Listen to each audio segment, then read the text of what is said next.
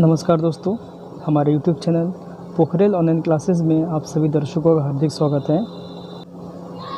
दोस्तों, शिक्षा का अधिकार तो हमारे देश में हर किसी को है, लेकिन शिक्षा का व्यापारीकरण होने से ये अधिकार उन लोगों को नहीं मिल पा रहा है जो कि आर्थिक रूप से कमज़ोर है।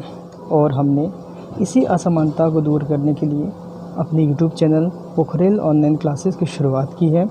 हमारा उद्देश्य देश में सभी लोगों को समान शिक्षा प्रदान करना है।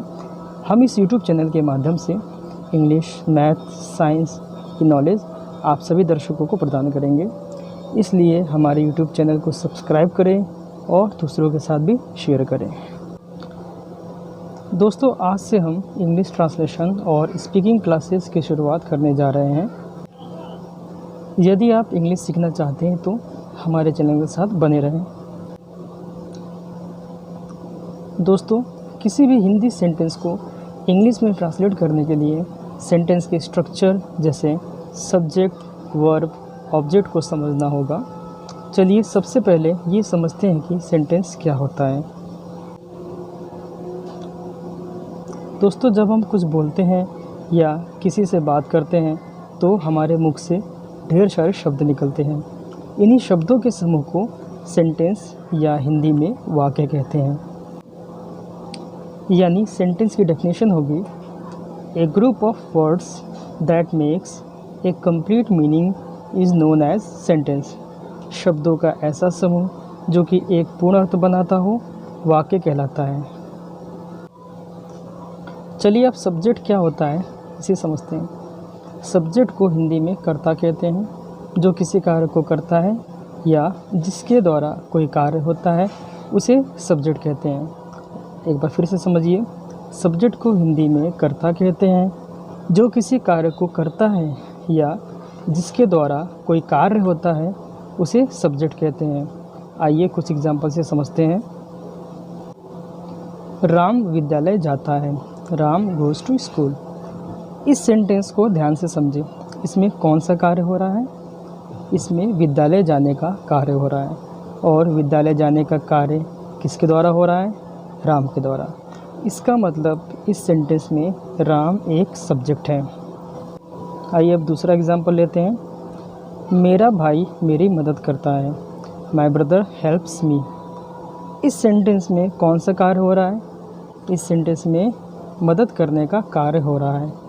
और ये मदद करने का कार्य किसके द्वारा हो रहा है? मेरा भाई के द्वारा। इसका मतलब इस सेंटेंस में मेरा भाई सब्जेक्ट है। अब तीसरा एग्जांपल लेते हैं। वह क्रिकेट खेल रहा है, ही इज़ प्लेइंग क्रिकेट। इस सेंटेंस में कौन सा कार्य हो रहा है? खेलने का। और ये खेलने का कार्य किसके द्वारा हो रहा है?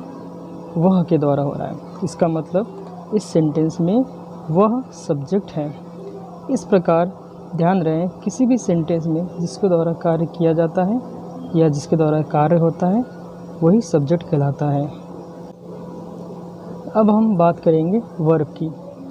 वर्ब को हिंदी में क्रिया कहते हैं। क्रिया का अर्थ कार्य यानी एक्शन होता है। किसी भी सेंटेंस में जो कार्य होता है वही वर्ब कहलाता है। एक बार फिर से रिपीट करते हैं। वर्ब को हिंदी में क्रिया कहते हैं। क्रिया का अर्थ कार्य यानी एक्शन होता है।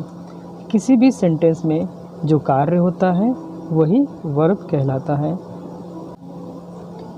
आइए वर्ब को हम एग्जाम्पल से समझते हैं। वह एक पुस्तक पढ़ता है, ही रीड्स ए बुक। जैसा कि हमने बताया, जो कार्य होता है वही वर्ब कहलाता है। इस सेंटेंस में पढ़ने का कार्य हो रहा है, यानी पढ़ना एक वर्ब है। अब दूसरा एग्जाम्पल लेते हैं। रमेश पतंग उड़ाता है, रमेश फ्लाइज ए काइट। इस सेंटेंस में कौन सा कार्य हो रहा है? इस सेंटेंस में उड़ाने का कार्य हो रहा है। इसका मतलब उड़ाना एक वर्ब है। अब तीसरा एग्जांपल लेते हैं। मैं टीवी देख रहा हूँ, आई एम वॉचिंग टीवी। इस सेंटेंस में कौन सा कार्य हो रहा है?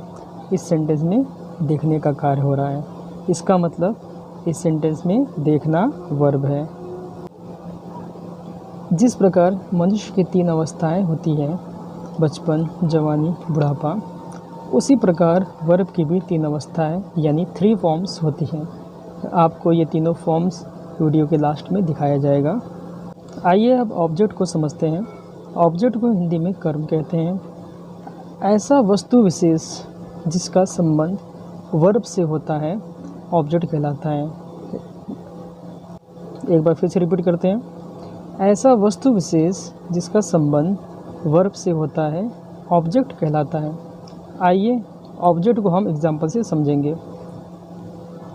राम विद्यालय जाता है, Ram goes to school.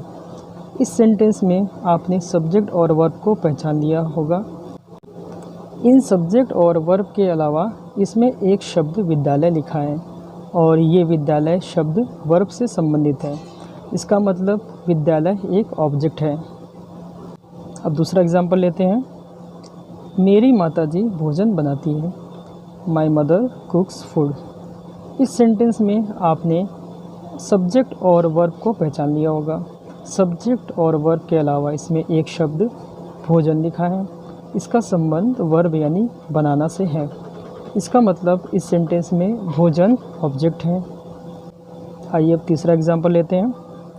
Ravi cycle चलाता है, रवि राइड्स साइकिल। इस सेंटेंस में सब्जेक्ट और वर्ब के अलावा एक शब्द साइकिल का प्रयोग हो रहा है, जिसका संबंध वर्ब यानी चलाना से है। इसका मतलब इसमें साइकिल ऑब्जेक्ट है। आशा करता हूँ आपने सेंटेंस, सब्जेक्ट, वर्ब, ऑब्जेक्ट को पहचानना सीख लिया होगा। अब मैं आपको कुछ विशेष बात बताने जा रहा हूँ। हिंदी वाक्य में जब भी लिखा जाता है तो पहले सब्जेक्ट, फिर ऑब्जेक्ट, फिर वर्ब लिखा जाता है। जैसे राम विद्यालय जाता है।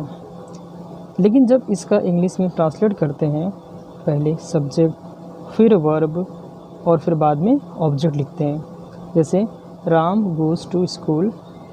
इसमें राम सब्जेक्ट है, गोज़ वर्ब है और स्कूल ऑब्जेक्ट है। आपको इस चार्ट में दिखाए गए कुछ सब्जेक्ट और इसके ऑब्जेक्ट को वीडियो पॉज करके लिखना होगा। सब्जेक्ट है आई, आई मीन्स मैं। इसका ऑब्जेक्ट होगा मी, मी मीन्स मुझे।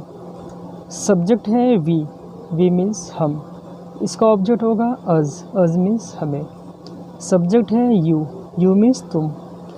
इसका ऑब्जेक्ट होगा यू, यू मीन्स तुम्हें। सब्जेक्ट है दे, दे मीन्स वे। इसका ऑब्जेक्ट होगा देम, देम मीन्स उन्हें। सब्जेक्ट है ही का प्रयोग पुरुषों के लिए होता है और इसका ऑब्जेक्ट होगा हिम, हिम मीन्स उसे। सब्जेक्ट है शी का प्रयोग स्त्री के लिए होता है, शी का अर्थ वह, और इसका ऑब्जेक्ट होगा हर मीन्स उसे।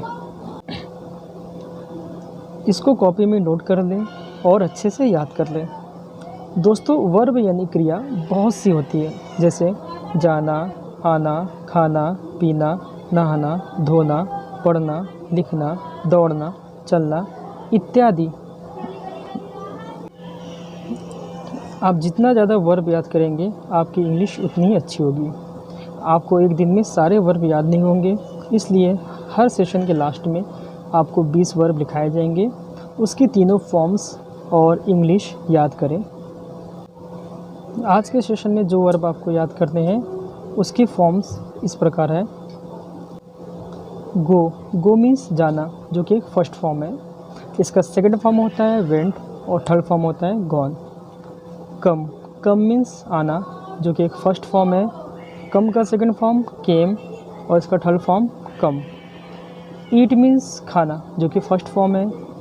Eight second form, eat and third form. Drink means पीना, drank second form, drunk third form. Rain, rain means बारिश होना। Rained second form, rained third form. Read, read means पढ़ना। Read second form, read third form. दोस्तों ध्यान दें, यहाँ पास read जो कि फर्स्ट फॉर्म है उसकी स्पेलिंग READ, और यहाँ पर जो रेड जो सेकंड फॉर्म है और जो थर्ड फॉर्म है वो दोनों की स्पेलिंग सेम है, लेकिन यहाँ पर प्रोनाउंसिएट हम अलग करेंगे। जैसे फर्स्ट फॉर्म को हम बोलेंगे रीड, सेकंड फॉर्म को पढ़ेंगे रेड और थर्ड फॉर्म को पढ़ेंगे रेड। राइट मीन्स लिखना। राइट का सेकंड फॉर्म रोड और third form written. Laugh, laugh means हंसना। लव का सेकंड फॉर्म लव्ड और थर्ड फॉर्म भी लव्ड। वीप, वीप मीन्स रोना, वीप का सेकंड फॉर्म वेप्ट और third form wept. Sleep, sleep means सोना, स्लीप का सेकंड फॉर्म स्लेप्ट और थर्ड फॉर्म स्लेप्ट। जागना, गेटअप, गेटअप मीन्स जागना, गेटअप का second form got up, get up getup का third form got up. Teach means पढ़ाना, teach का सेकंड फॉर्म टॉट और थर्ड फॉर्म भी टॉट। प्ले मीन्स खेलना, प्ले का सेकंड फॉर्म प्लेड और third form played. Live means रहना, लिव का second form lived, third form lived. Walk means चलना या टहलना, वॉक का सेकंड फॉर्म वॉक्ड और third form walked. Run, run means दौड़ना, रन का सेकंड फॉर्म रैन और रन का third form run. Speak, speak means बोलना, स्पीक का सेकंड फॉर्म स्पोक और स्पीक का third form spoken. Talk, talk means बात करना, टॉक का सेकंड फॉर्म टॉक्ड और third form talked. Tell, tell means बताना, टेल का सेकंड फॉर्म टोल्ड और third form told. Say means कहना, से का सेकंड फॉर्म सेड और से का थर्ड फॉर्म भी सेड। दोस्तों आपको ये सारे वर्ब और सारे सब्जेक्ट आपको याद करने होंगे, तभी आप आगे के सेशन में पहुंच पाएंगे और आगे के सेशन को अच्छे से समझ पाएंगे। एक बात का ध्यान दें, ये सेशन शुरुआती लेवल है, हम धीरे धीरे एडवांस लेवल में बढ़ेंगे। आगे के लेवल को समझने के लिए ये फर्स्ट लेवल समझना बहुत ही ज़रूरी है। हम अगले वीडियो सेशन में 10 समझेंगे, यानी अब हमारा प्रैक्टिकल लेवल शुरू होगा। आशा करता हूँ ये सेशन आपको अच्छा लगा होगा। यदि अच्छा लगे तो हमारे वीडियो को लाइक और चैनल को सब्सक्राइब करें, इससे हमारा हौसला बढ़ता है। और बेल आइकन को ज़रूर दबाएं ताकि नए वीडियो की नोटिफिकेशन आप तक तुरंत पहुंच सके। धन्यवाद।